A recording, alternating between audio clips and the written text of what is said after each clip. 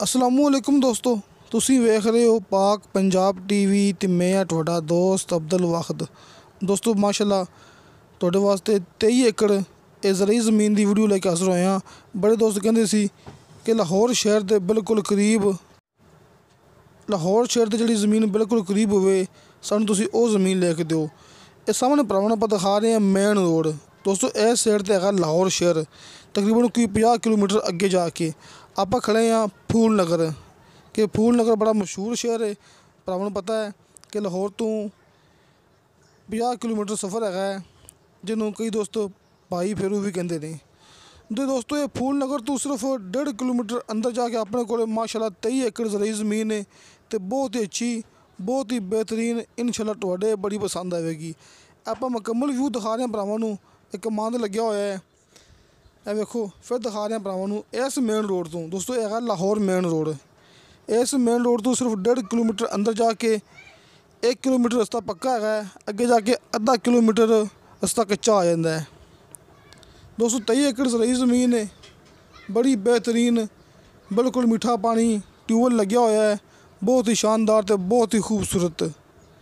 कि जोड़े दोस्त मेरे माशाल्लाह लाहौर के रिहायशी ने उन्होंने वास्ते बड़ी खुशखबरी है कि लाहौर तो सिर्फ 50 किलोमीटर सफ़र, बल्कि ये तो दोस्तों को पता है कि जो फूल नगर है लाहौर तो कितना सफ़र है। हो सकता है कि 50 तो थोड़ा हो या 50 तो थोड़ा ज़्यादा हो, लेकिन ये भरावां नूं पता है कि लाहौर तो कितना सफ़र है जरा कि ये फूल नगर है। दोस्तों हर किस्म की फसल वास्ते बड़ी बेहतरीन रस्ते बहुत अगे ने इस ज़मीन के। 23 एकड़ ज़मीन है, दरम्यान दे विच भी रस्ता सरकारी जा रहा है, दो पासे अपनी ज़मीन है, कमांद लग्या है, मौके ते कमांद भी लग्या है, ताही भी लगे ने, पट्ठे भी कश्त किए गए हैं। दोस्तों भरावां नूं पता है कि बारिश का मौसम है, इस वास्ते बारिश आई है, थोड़ा रास्ता इस वास्ते अपन को ख़राब नज़र आ रहा है, लेकिन रास्ता बड़ा ही बेहतरीन है कि सिर्फ आधा किलोमीटर है। बाकी मौके तक समझ लो कि लिंक रोड जिथे आप खड़े हाँ इत्थों तक लिंक रोड आंदा पिया जी। देखो बड़ी बेहतरीन तो बड़ी खूबसूरत इस साइड ते भी तो इस साइड ते भी। दोस्तों अं समझ लो कि ज़मीन के 4 चफेरे रस्ते ही रस्ते ने, बड़ी बेहतरीन दोस्तों बड़ी खूबसूरत ज़मीन है। साल का नहरी पानी है, ट्यूबवेल मौजूद है, नीचे का पानी बिल्कुल मीठा है। तो दोस्तों 70,000 रुपये से ठेका चलता पिया है फी एकड़ के हिसाब नाल, 33 लाख डिमांड है फी एकड़ के हिसाब नाल। 23 एकड़ ज़रई ज़मीन है, रजिस्ट्री इंतकाल किसी किस्म का कोई मसला नहीं है। 33 लाख रुपया फी एकड़ की डिमांड है। तो भरावां नूं पता है कि लाहौर के करीब है कि इत्थे डिमांड कितनी होनी चाहिए है।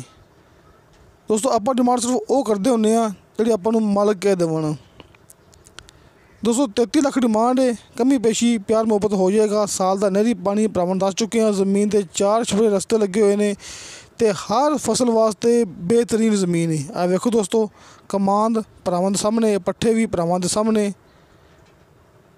ए वेखो झोना भी कश्त किया गया है, ये भी भरावां दे सामने।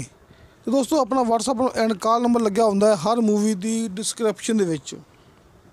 किसी दोस्त को डिस्क्रिप्शन का पता ना लगे तो कमेंट करके भी तुसीं अपने को कॉल एंड WhatsApp नंबर ले सकते जी।